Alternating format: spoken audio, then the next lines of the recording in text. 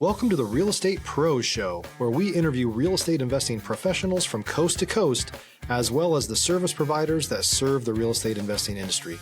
Our goal is simple: share what's working now to help you improve and scale your business to the next level and meet the pros that can help you get there. Real Estate Pros is powered by Investor Fuel, America's leader in helping real estate investors and professionals build the business you need to live the life you've always dreamed of. Let's start today's show. Property insurance for real estate investors doesn't have to be difficult, but it does need to be there to protect you when you need it. MyInvestorInsurance.com not only provides insurance at 15 to 30% cheaper than traditional agencies, it's built specifically for real estate investors like you. You can set up an account in about 2 minutes, get quotes on properties, turn on and turn off insurance for your fix and flip or rental properties in around 2 minutes without having to talk to anyone directly, all through our portal. There's no better way or faster way to make sure you've got the coverage you need to protect you, and no more lengthy policies either. Once you're set up, you're billed monthly and prorated by the day for however long your policy is active. It's powered by MSI, the third largest independent MGA, with 1.5 million customers and more than $1 billion in cumulative premiums written. Get set up today in about 2 minutes at myinvestorinsurance.com/fuel. Hey folks, welcome back to the show. I'm your host, Dylan Silver, and today I have on the show I have Robert Damigella out of the Boston area. Seasoned finance, real estate professional, 30 years of experience, private equity, portfolio management. Robert, welcome to the show. Dylan, thanks so much. You know, I thought I was going to see Mike, but I've been fortunate. I get to meet with you tonight. So there we go. That's right. I'm over here in North Dallas, literally situated Denton, which is really 30 minutes south of Oklahoma, closer to Oklahoma than it is Dallas, but we still consider ourselves DFW. And I'm on a ranch over here. So if you hear chickens, cows, or some other farm animal, it's probably that's what it is.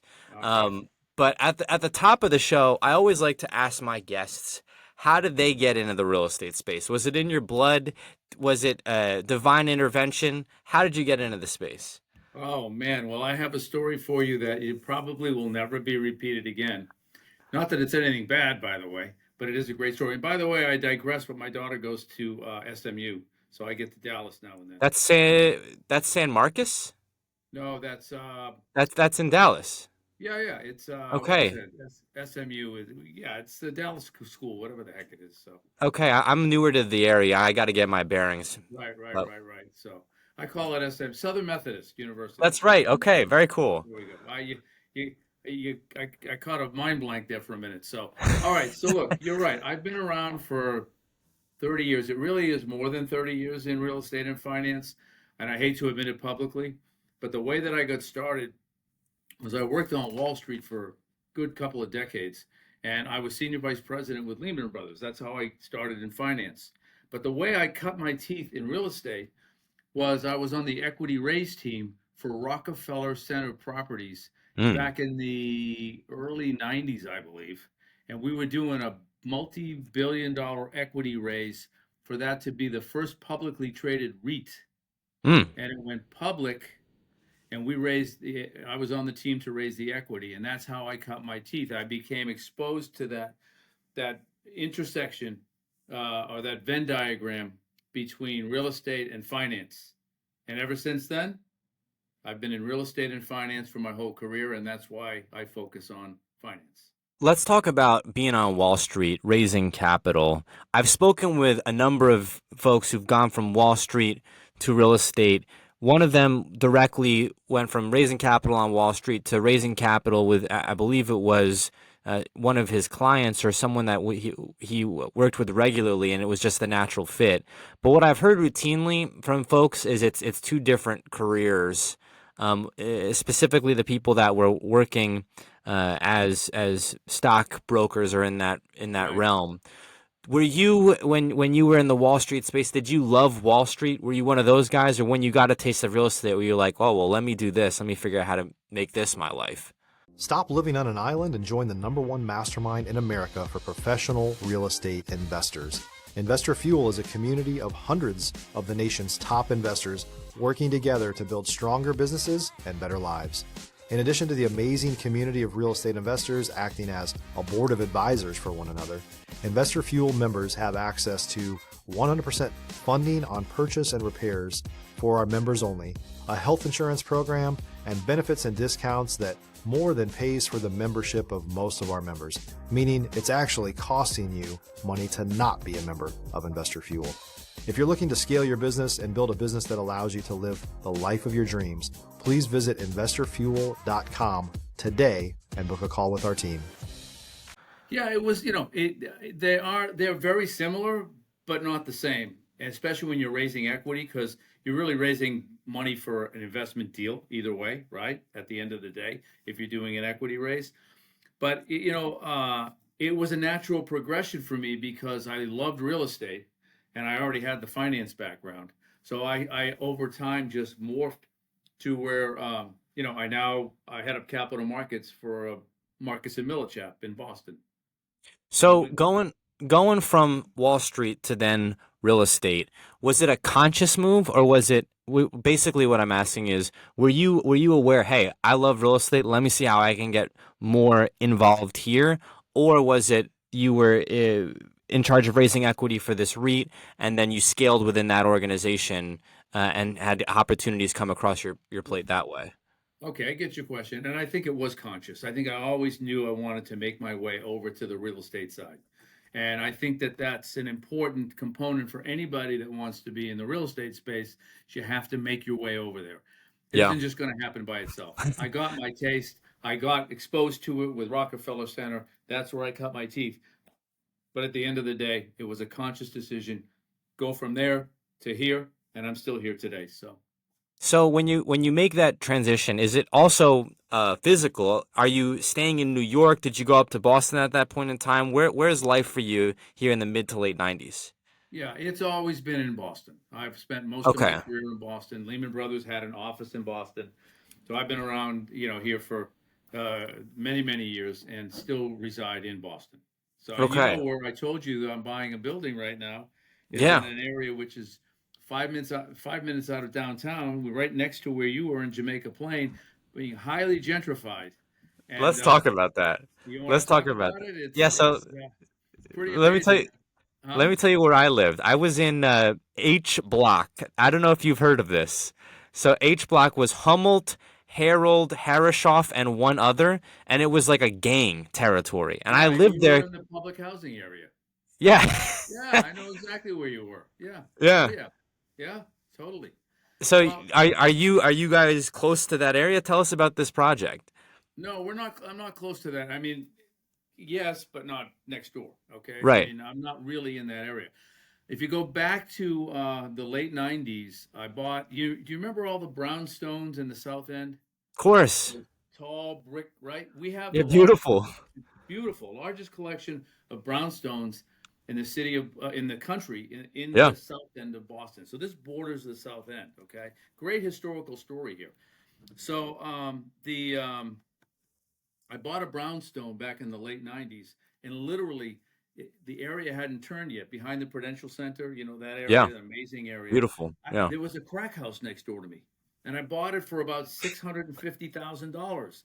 And I was a real estate genius and sold it a year later for $950,000, which is now worth about $5 million. Okay, what's my point? My point is that gentrification is moving out even more to this area, but all these areas have some sort of public housing or co-ops or whatever. I had one at the end of my street. And you know what? At the end of the day, everybody lives together in harmony. And that's exactly. So I found myself a 1899 church rectory, which Mm. was converted, right? It was converted into 9 apartment units for $5.5 million. I bought it. It's been appraised at 6. But here's the kicker. Because I know finance, because I understand creative financing, because I know how to present a deal. And this is the things that I teach. I have a program, maybe we'll talk about it later, Yeah. where we teach finance to real estate investors.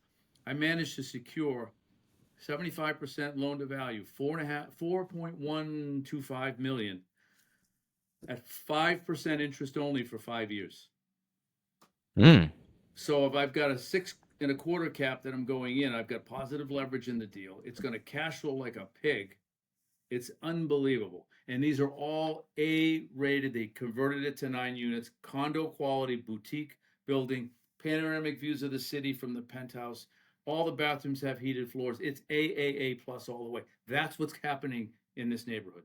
So where Wow. you were, I understand where you were, but we're not really quite there. But the whole area is really turning out to be quite the place to live. 5 minutes. We're close to Harvard Medical. We're close to Harvard University. We're close to Boston Children's Hospital, the Prudential Center. Everything's within 2 miles. It's an incredible spot. So yeah, that's Yeah. what we accomplished there, and that's what you do with creative financing. This is Great this deals. Yeah. really interesting to talk about creative finance at a scale like that. And I haven't delved into it with any of my guests. So when I hear creative finance, I think about, subject to loan assumption, seller finance. I, think about people doing other deals within the real estate space, like even like rental arbitrage, although that's not creative finance directly, it's Right. related. But we're talking about at scale and commercial projects. Give us an idea of what this looks like, the deal cycle of a creative finance deal in the commercial space. If you're looking for consistent, high-quality leads, look no further than Investor Machine. Investor Machine isn't just another agency, it's the most sophisticated, data-driven lead generation company on the planet for real estate investors, and serves the role of being not just a lead generator for your business, but a marketing partner that is helping you achieve your goals along the way. Go to investormachine.com to learn more and schedule a call with our team today.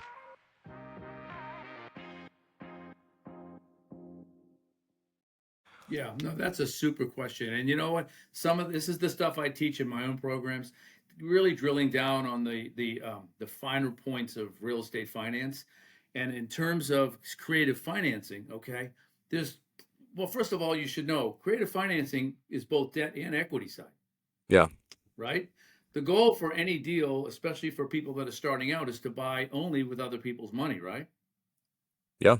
Okay, so other people's money can mean bank loan plus syndicated equity or however JV partnered equity, whatever. Okay, but also there's ways to obtain creative financing in deals that is on both, as I say, the debt and equity side. So on the debt side, there are probably two or three most significant, and they're timely today because of where interest rates are. Okay. Sure.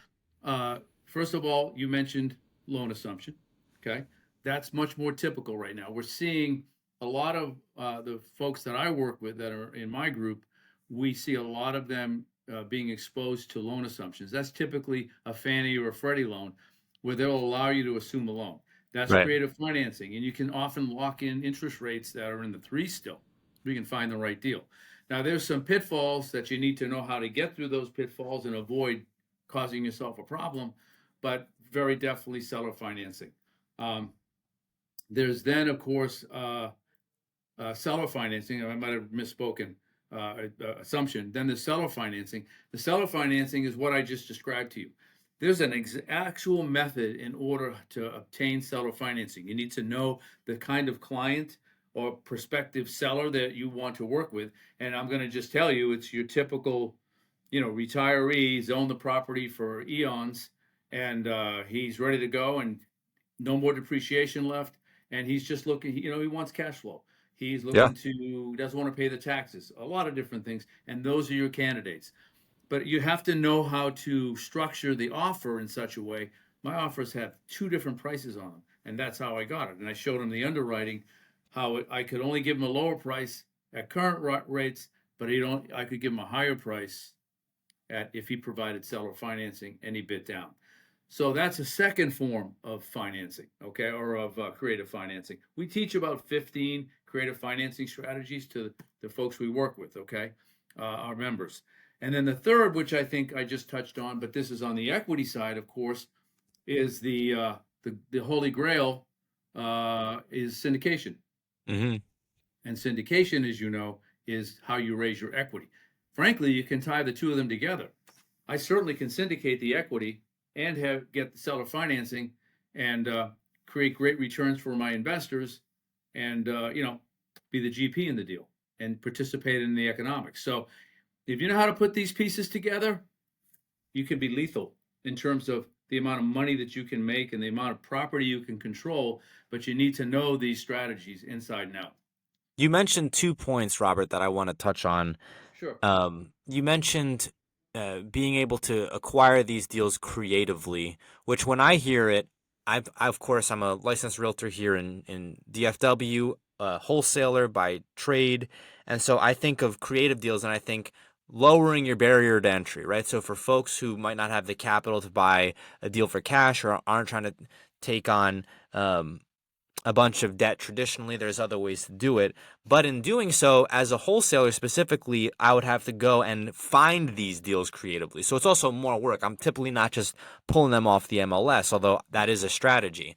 It would be foreclosures. It would be pre-foreclosures. It would be people who are distressed of some variety, or probate issues. And so I'm dealing with a degree of turmoil in these deals, and I get paid as a result of solving someone's problem. But in finding a creative deal commercially, are you finding similar types of sellers, or is it a totally different process entirely? And don't give away all the game, because I'm sure I can't ask for all this for free. But what's No, that's what's fine. the process like? That's fine. No, it's, you know what? You really did hit the nail on it. It's not that much different. You're obviously first looking for a deal that meets your buy box, right? I'm buying, if it's commercial or non-commercial, I want to buy in this neighborhood. I'm looking for a 2-family or a 50-unit property, whatever you're looking for. But it's really the same outcome. And I'm going to give you an example. For this particular seller, he happens to be, I described him as a retiree, but he's really not. He happens to be ill. Okay. You may remember up here we had Lyme. You remember Lyme disease? You catch it from ticks Yeah. in the Yep. forest. He was misdiagnosed and has a very advanced form of Lyme disease. And he spent the last 5 years redoing this building over with love. I mean, it's incredible the work that he did here. And it's got details from the 1800s. It's got marble fireplaces. It's unbelievable, right? But he can't handle it anymore. So he just was happy to get it off of his plate, capture an income stream for the next 5 years, where he'll then capture, actually, in the end, if you add the income he captured over 5 years plus the sales price, he'll end up with more than he asked for in the first place. And that made him very happy. So you're looking for the person that you can help. You might find a divorce, and maybe you're just buying a regular residential home. Don't you Yeah. want to find that couple that's divorcing, that they just want out, they got to get away from each other, and they'll sell at rock bottom? Of course. Yeah. Same thing, right? So yes, you are looking, you said it, how do you solve somebody's problems? Problem.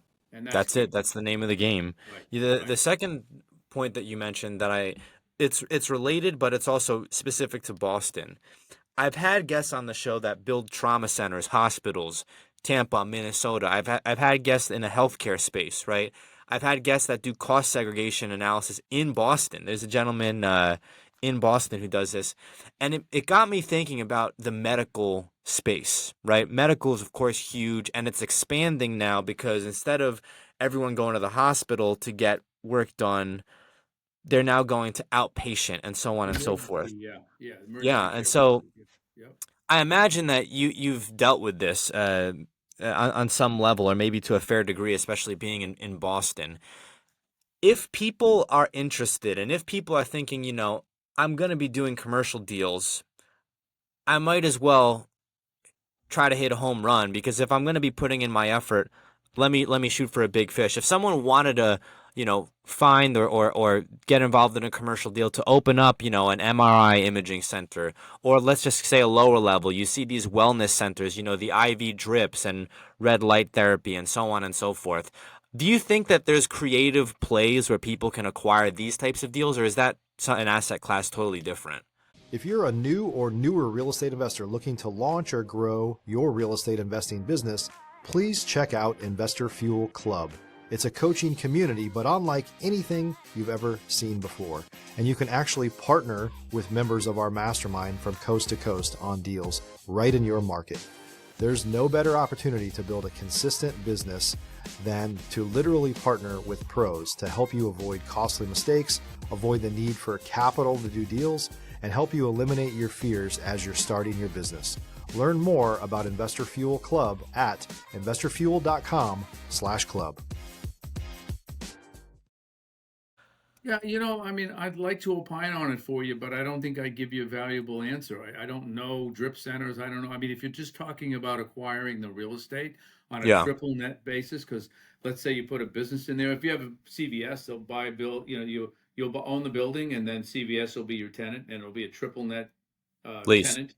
Yeah. It's lease, right? Exactly, in which, they pay all the costs of maintenance and so forth, and you just collect your rent, right?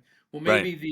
maybe these drip centers or others are those kind of tenants, triple net. I would imagine they are as businesses, and then it gets down to, are you going to be able to find one that is having issues? And probably not. And if you got, Yeah. Walgreens now, you can probably buy those triple net assets all day long, but who wants a Walgreens? They're in credit watch. They got all kinds of problems. So let's actually talk about that because I haven't spoken about this with any of my guests. I think it's interesting. You would think there needs to be a pharmacy on every corner. Walgreens isn't doing too hot. What are some reasons that you would see a business like a Walgreens fail? Is it just poor asset management? Because you would think if you're going and you need something, Walgreens has it, CVS has it too. But how is this possible that Walgreens could not be doing well? Yeah, it's a great question. All I know is, and sometimes you got to go just on your intuition on this stuff. In my area, and I probably similar in Dallas because I know how concentrated the population is there. Yeah, It's a lot of businesses. But if I have a Walgreens and a CVS across the street from one another, I'm going to me CVS. personally, I'm going to go to CVS. I think the Yeah. buildings are more well kept because if they're triple nets, they are. If they're not spending money, they look more run down. All Walgreens up here look more run down. But economically, why it's not working, I don't know exactly. I can't say exactly because I'm not in that business. In that But I business. do tell you that it could represent an opportunity to buy that building. One of the Walgreens up here is being turned into a Trader Joe's. Great Oh. location. So they closed. Trader Joe's is reopening. For whatever that means, or for whatever that's worth, but I think it tells you that they're definitely struggling. So Is there a specific buy box that you favor, like as far as duplexes or a greater? Are you looking at Walgreens as a business that you would be looking at acquiring due to the distress? What's your buy box out there? well, remember, I would finance triple nets because remember, as I head of capital markets in New England for Marcus, so all I do is finance deals all day, every day. I've done Okay. about $3 billion in debt and equity in my career. I mean, tons of debt and equity placement. But so I don't have a buy box for a drugstore because that's not my area. I have buy box for my multifamily. I might do some storage, that kind of stuff. But Yeah. overall, in terms of a triple net, I do finance them. I just don't have a specific buy box. I don't buy them. So Let's talk about storage here for a minute. So many different things. We could probably have two whole podcasts talking about all the different strategies involved here. But I had a gentleman on the show who did storage. This is Texas, so it's a different market. He liked storage. And then he saw an opportunity in RV parks. Okay. I don't know if RV parks are a thing in Massachusetts. I don't know. But I imagine in New England there has to be some somewhere, right? And yeah, so yeah, talking about RV parks, and then as I'm driving here in Denton, North Dallas, I'm starting. It's like the red car theory or whatever it's called. Like someone says, take a look at the red car, and then you start to see red cars everywhere. I'm starting to see the RV parks everywhere, right. and he's talking about these were owned by family, potentially distressed. They're retiring or trying to sell, get out of it, and so you have an opportunity to take RV park and transform it into something else. And also, apparently, there's even a luxury RV park space. And so I was totally Yeah. taken aback by this. Didn't know anything about that. Do you have any familiarity with RV parks? And what's your perspective on that? Yeah, no, those are great points and great questions. I mean, self-storage and I think RV parks are very similar to just the multifamily space in very many ways. I have heard a lot more interest lately in RV parks. But again, they're assets in in an inflationary environment. Assets do well. But I do hear a lot of good things. Self storage is just multifamily, without toilets and sinks. Yeah. Pay them every month.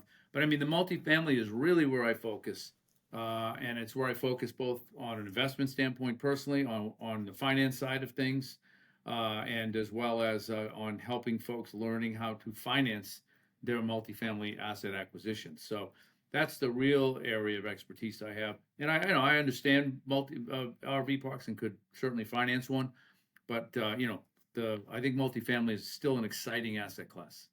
For multifamily specifically, when folks are listening to this podcast and they maybe thinking about doing single family, maybe they're looking at fix and flip, maybe they're looking at multifamily, and they don't know where to start, right? Right. My For my money and from the guests that I've seen and talked to, it's kind of tough to do your first deal as a fix and flip, especially right now, especially in New England.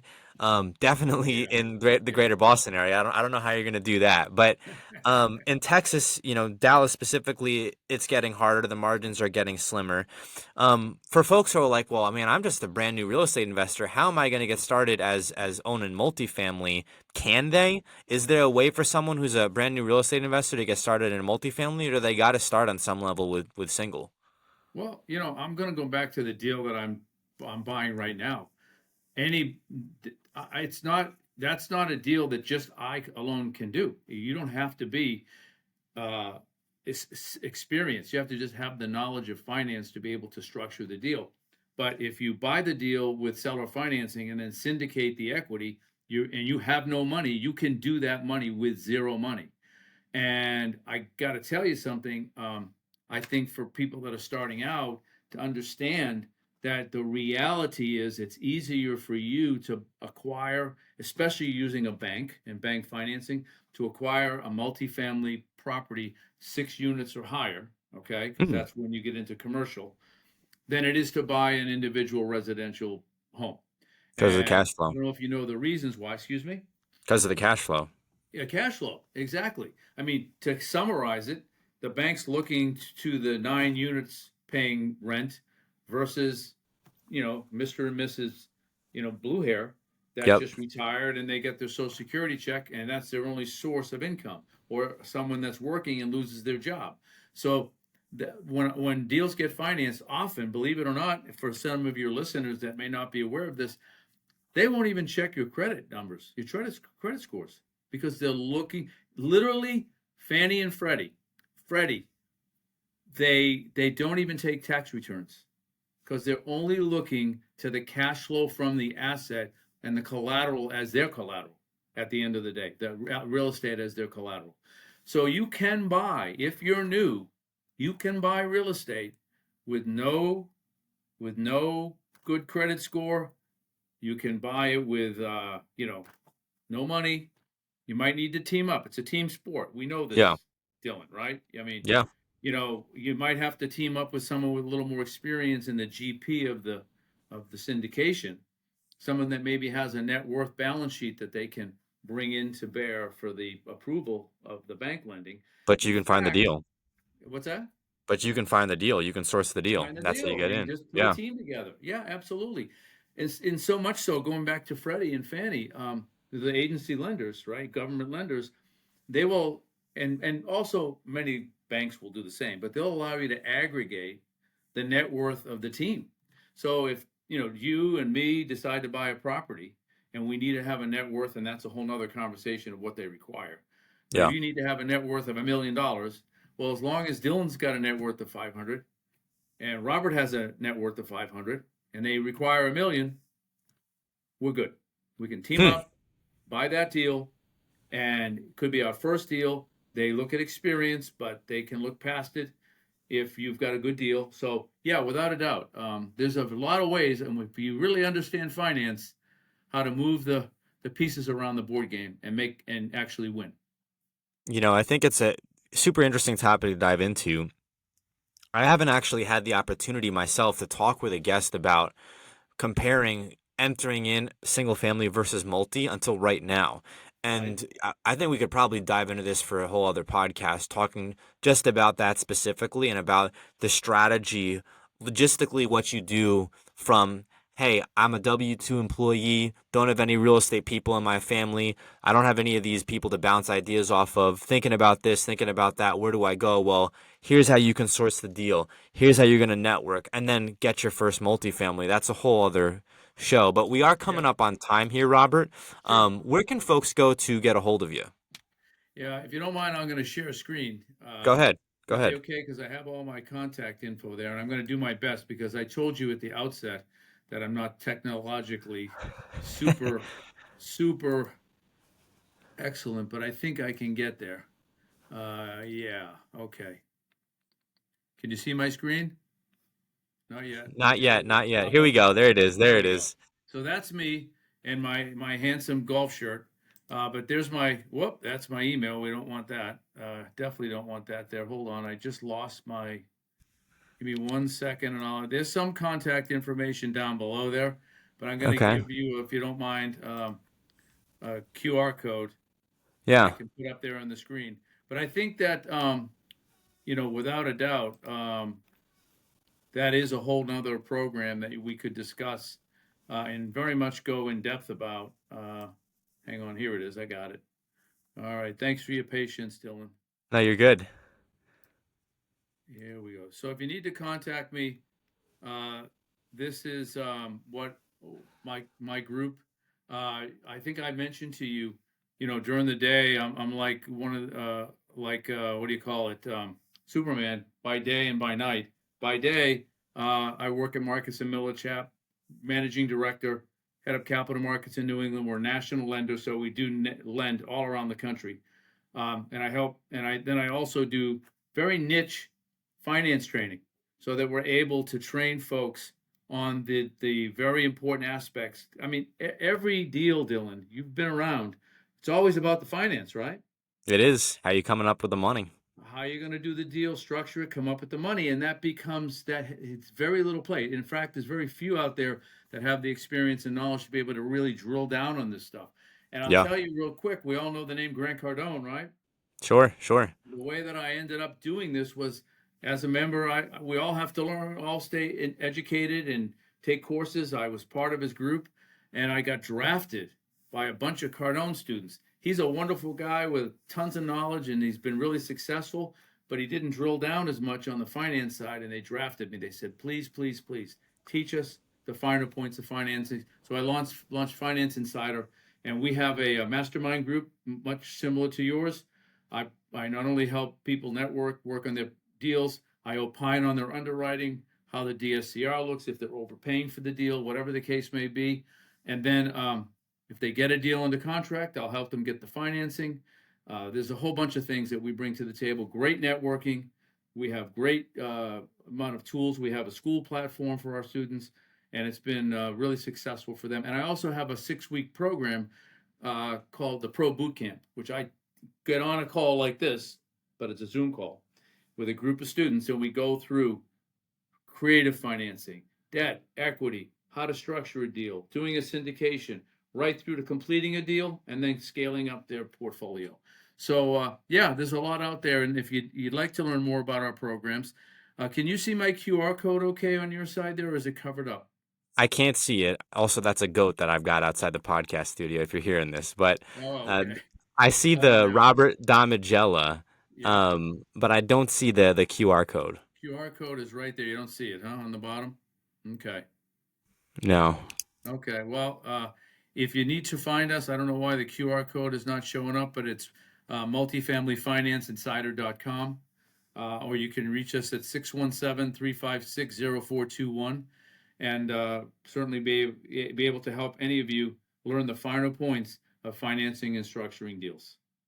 Robert, thank you so much for your time. Thank you for coming on the show. Thank you for giving us some value, talking to us about really something that's very niche and that many people may think they don't have access to, but you do, and that's creative deals, creative financing in the multifamily space. Robert, thank you for your time, and thanks for coming on the show. It's my pleasure, Dylan. Thank you so much. Bye now. Thanks for joining us for today's Real Estate Pros Show. You can learn more about the amazing benefits of the Investor Fuel Mastermind community, including surrounding yourself with hundreds of other rock stars, 100% financing for your deals, and members-only discounts from vendors you're likely already using that, as a member of Investor Fuel, will save you more than the cost of your membership. Visit investorfuel.com to learn more.